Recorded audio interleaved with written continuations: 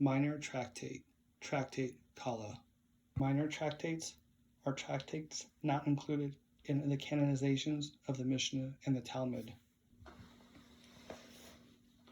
Tractate Kallah is believed to be composed somewhere between 100 BCE and 900 CE. Tractate Kallah, Bride, is one of the minor tractates or works written in the style of the Mishnah on topics for which there is no specific tractate in the Mishnah or Talmud. Compiled in the 8th century, it mostly consists of edited material from the Babylonian Talmud. It discusses marriage, intercourse, and chastity, discouraging male masturbation and other sexual behaviors. And I will be reading from Sepharia.org, which is an open source and is providing the William Davidson edition of the text. Chapter 1. A bride is forbidden to her husband without the marriage benediction, in the same manner as a niddah, just as a niddah who has not immersed in the ritual bath is forbidden to her husband. So likewise is a bride forbidden to her husband without the marriage benediction. Whence is the benediction of bridegrooms derived from the Torah, as it is stated, and they blessed Rebekah? And whence do we derive that even a widow is so forbidden? As it is stated, and he took 10 men of the elders of the city, and all the people that were in the gate, and the elders said, We are witnesses. The Lord make the woman, and let thy house be like the house of Perez. After the consummation of her marriage on the first day, a bride is forbidden for the whole of the succeeding 7 days, and it is not permitted to take any object from her hand all the 7 days. This is the view of R. Eliezer, but R. Yeshua said, not until the matter is examined. If she was niddah while still in her father's house, she is forbidden to her husband, but if not, she is allowed to him. R. Eliezer was asked, Is it permissible to drink from the hand of the bride so long as her husband is sitting with her at the festive table? He replied, Whoever drinks from the hand of a bride is as though he drinks from the hand of a harlot. His colleagues said to him, Are not all the daughters of Israel possessed of good manners? He answered, God forbid. Anyone who is not familiar with the Torah cannot be possessed of good manners. R. Eliezer ben Azariah made a public declaration accompanied by the sounding of 300 shofars. Whether a bride be of the daughters of a scholar or of an Am Haaretz, he who drinks from her hand is as though he drinks from the hand of a harlot. He further said, Whoever takes a cup from the hand of a bride and drinks from it has no share in the world to come. He who recites a verse from the Song of Songs, rendering it as a secular song, and similarly, whoever recites a verse from the Torah unseasonably at banqueting tables causes the flood to come upon the world, because the Torah clothes itself in a sackcloth, stands before the Holy One, blessed be he, and complains, Sovereign of the universe, thy children have made me as a harp upon which scorners play. To this he replies, My daughter, when they rejoice, what should they do? She makes the rejoinder, Sovereign of the universe. If he is a scholar, let him occupy himself with the Torah, with study in good deeds and agadoth. Let students of Scripture occupy themselves with Scripture, students of Midrash and Mishnah with the laws of Passover on Passover, the laws of Pentecost on Pentecost, and the laws of tabernacles on tabernacles. R. Shimon testified and said, Whoever reads a verse in season brings good to the world, as it is stated, and a word in a due season, how good is it? One who sends the cup of benediction to a woman without the knowledge of her husband forfeits his life, because his mind prevailed over him. Rabbi Yehuda the Prince said, Because the evil inclination has prevailed over him. Similarly, the members of a company who send the cup of benediction to a woman without the knowledge of her husband forfeit their lives, because their minds prevailed over them. Rabbi Yehuda the Prince said, because the evil inclination has prevailed over them. Chapter 2. He who pays money to a woman, counting from his hand into her hand in order to gaze at her, even if he be like Moses our teacher, who received the Torah from Mount Sinai, will not be exempt from the penalty of Gehenna, as it is stated, hand to hand, the evil man shall not be unpunished.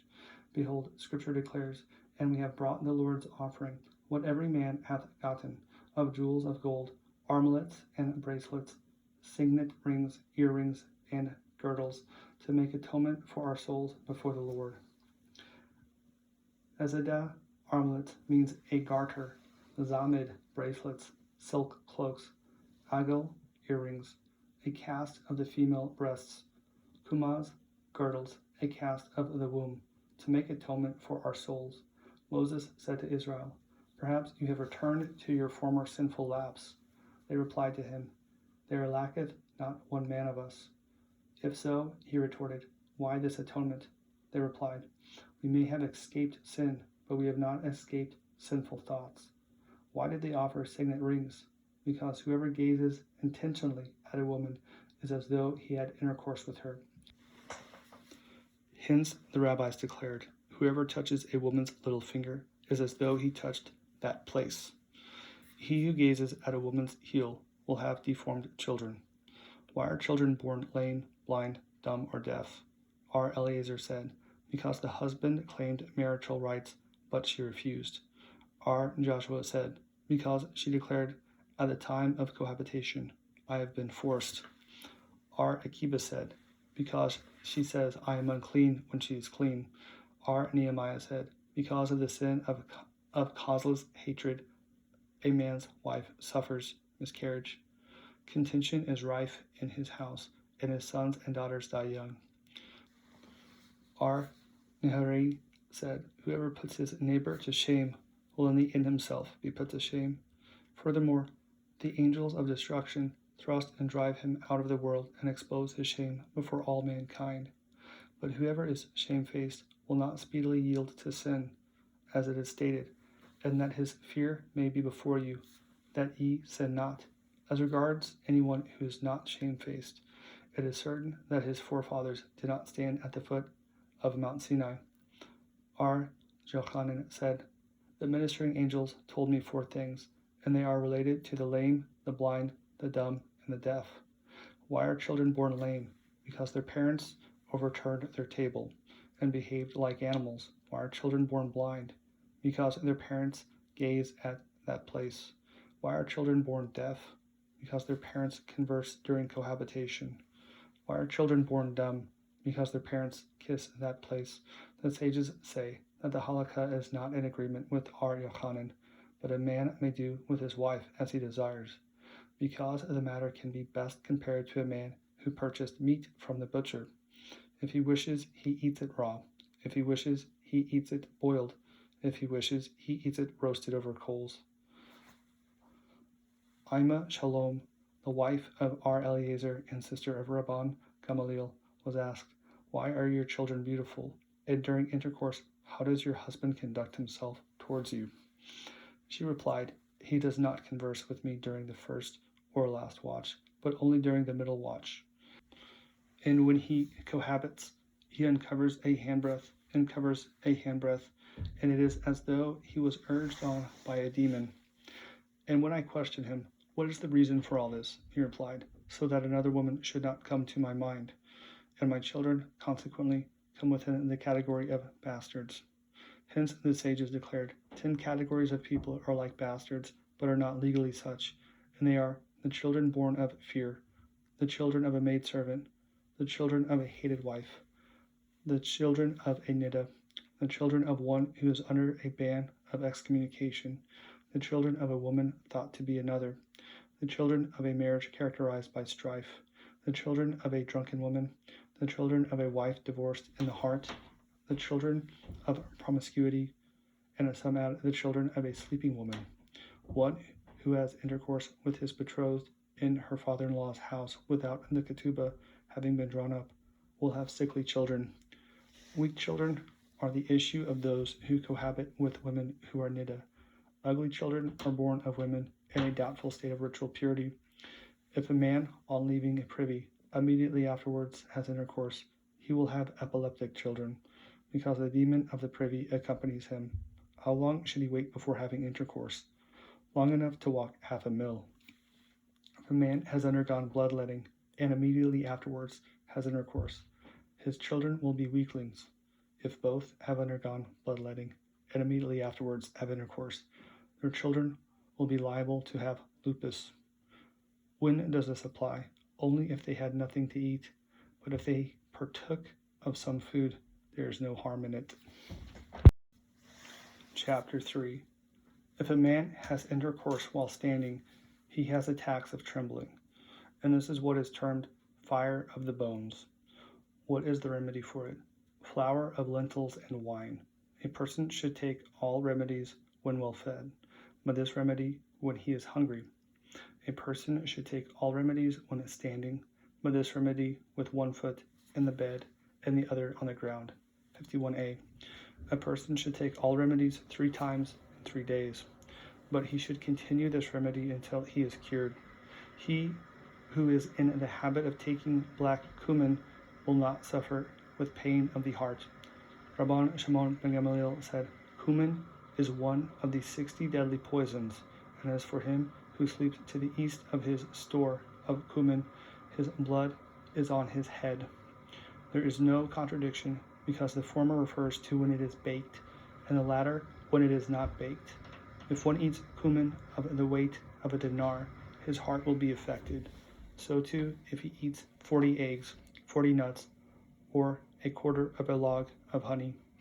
Likewise, if one eats fat beef with vegetables on the night of the 14th and 15th of the month, and sleeps in the light of the full moon, and at the summer solstice, his blood is on his head.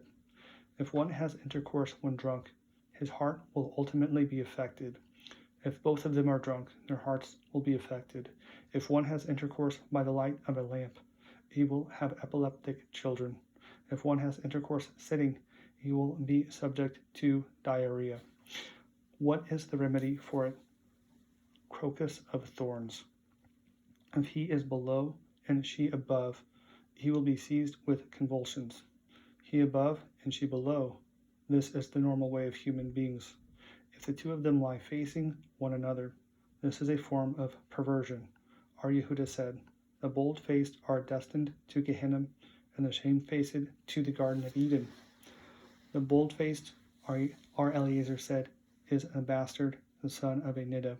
Said our Joshua, our Akiba said, both a bastard and the son of a niddah. The elders were once sitting in the gate when 2 young lads passed by. One covered his head, and the other uncovered his head. Of him who uncovered his head, our Eliezer remarked that he is a bastard. Our Joshua remarked that he is the son of a niddah. Our Akiba said that he is both a bastard and the son of a niddah. They said to our Akiba, "How did your heart induce you to contradict the opinion of your colleagues?" He replied, "I will prove it concerning him." He went to the lad's mother and found her sitting in the market selling beans. He said to her, "My daughter, if you will answer the question which I will put to you, I will bring you to the world to come." She said to him, "Swear it to me." Our Akiba, taking the oath with his lips, but annulling it in his heart, said to her, "What is the status of your son?" She replied, "When I entered the bridal chamber, I was niddah, and my husband kept away from me. But my best man had intercourse with me, and this son was born to me. Consequently, the child was both a bastard and the son of a niddah." It was declared, our Akiba showed himself a great man when he contradicted his teachers. At the same time, they added, "Blessed be the God of Israel, who revealed his secret to our Akiba ben Yosef." Chapter 4. Our Jochai ben Josiah said, "He who diverts his mind with women will eventually come within the power of sin, and he who diverts himself from sin and does not commit it, even though he be an Israelite, he is worthy to offer a burnt offering on the altar, as did the high priest, as it is stated, And he sent the young men of the children of Israel who offered burnt offerings. And whoever makes himself indolent so as not to sin and does not commit it will be sustained by the luster of the divine presence, like the ministering angels, as it is stated. And they beheld God, and did eat and drink. Our Eliezer ben Yaakov said, whoever masturbates is as though he committed murder, as it is stated, that slay shochet the children in the valleys, under the clefts of the rocks. Do not read shochet, but sochet, that squeeze out. And the sages said, he is as though he worshipped idols, as it is stated, ye that inflame yourselves among the terebinths, under every leafy tree.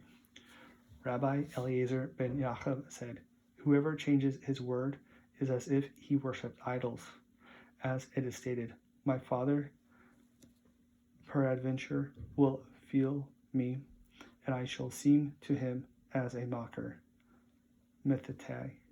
And methete means nothing else than idolatry, as it is stated. They are vanity, a work of delusion. Tatuim.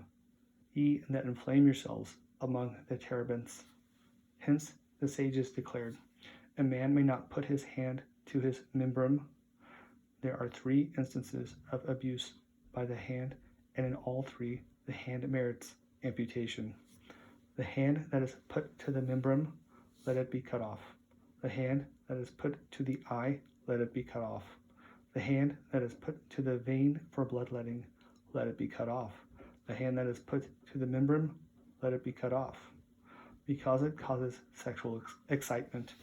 The hand that is put to the eye, let it be cut off, because it leads to blindness. The hand that is put to the vein for bloodletting, let it be cut off, because it leads to death. Another interpretation of ye that inflame yourselves among the terebinths. Whoever excites himself in order to masturbate is considered to be like an animal. Just as an animal is not mindful of what it does, so is he.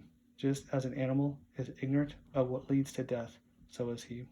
Just as an animal is only destined for slaughter and has no portion in the world to come, he too has no portion in the world to come. Of him Solomon in his wisdom declared, who knoweth the spirit of man, whether it goeth upward.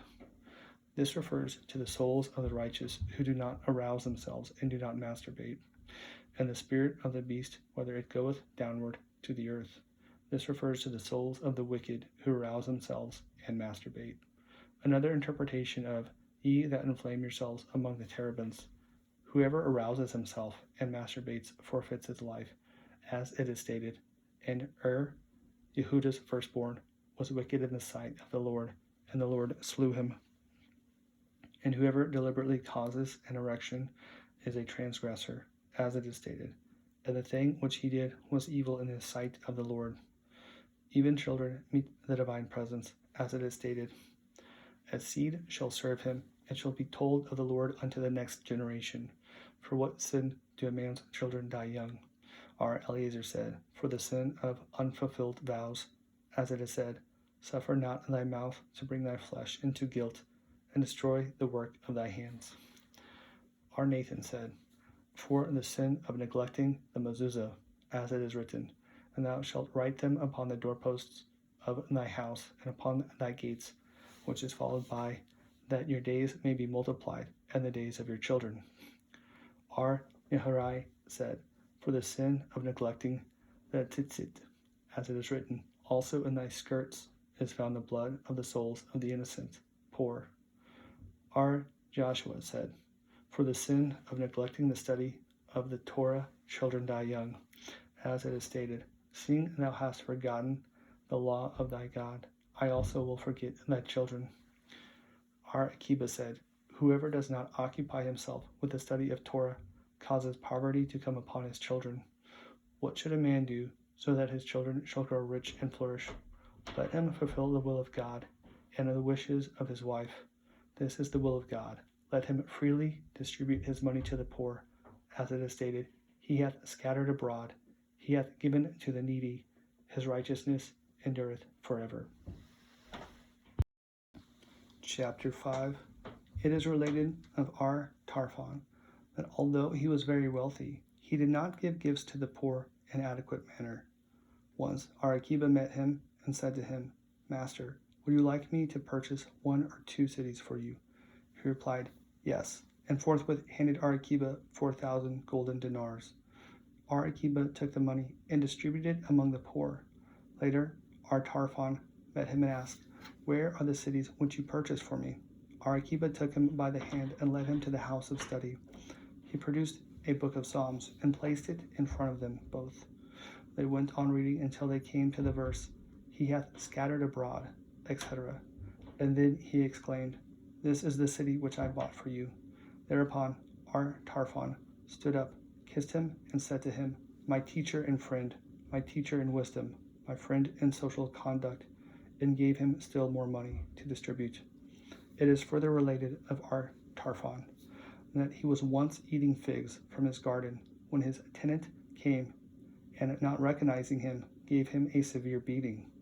Tarfon did not disclose his identity until the tenant recognized him. On recognizing him, he rent his garments, tore his hair, cried bitterly, and fell at his feet, imploring him, "My lord, master, forgive me." Why did Tarfon not reveal his identity all that length of time?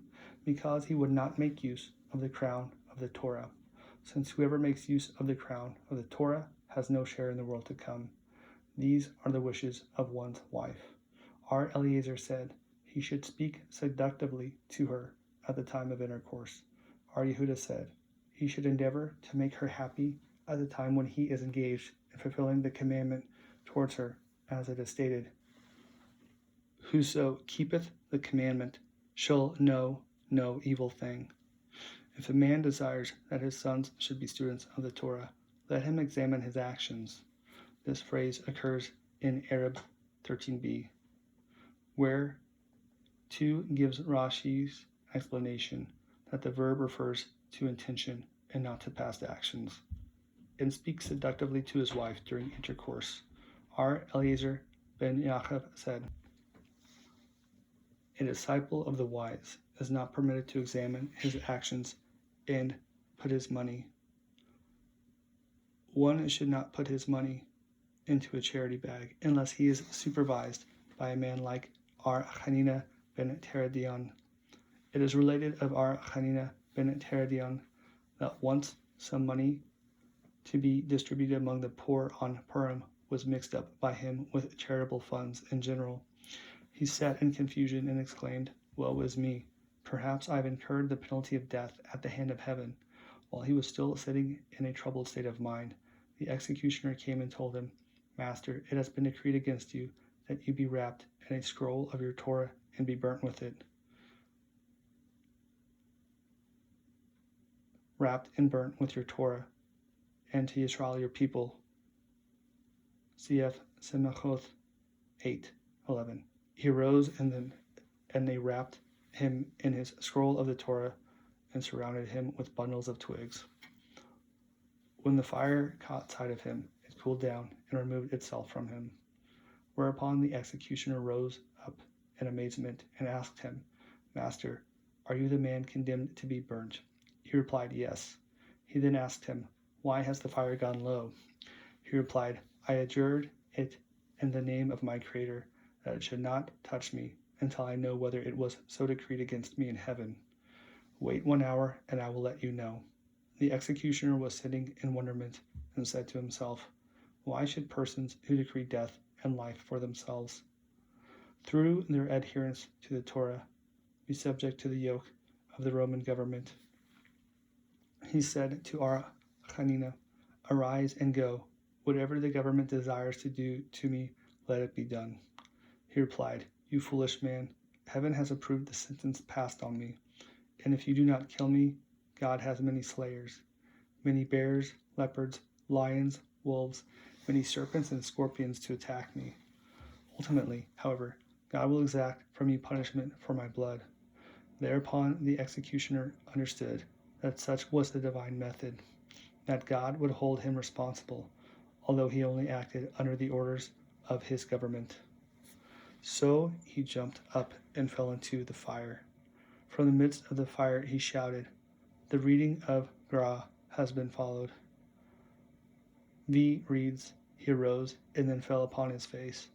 And as he perished, and he made his voice heard from the fire and said, where thou diest will I die, and there will I be buried.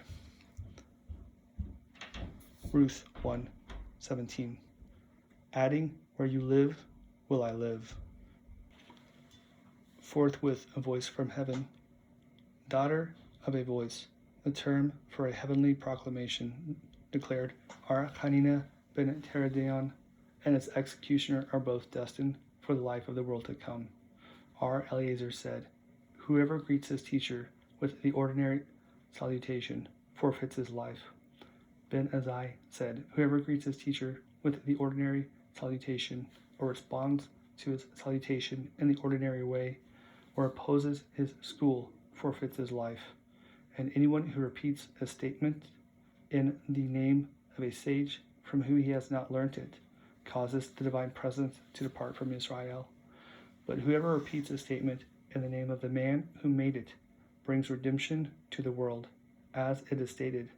And Esther told the king thereof in Mordecai's name, who for this purpose is to be considered a man's teacher, whoever has taught him Mishnah and Shas, but not only Scripture. This is the opinion of our mayor. Ar Yehuda said, one from whom he has derived the greater part of his knowledge. Ar Yossi said, whoever has enlightened his eyes in the study of the Mishnah. If his teacher is blind, he should not say to him, the sun has set, but remove your tefillin.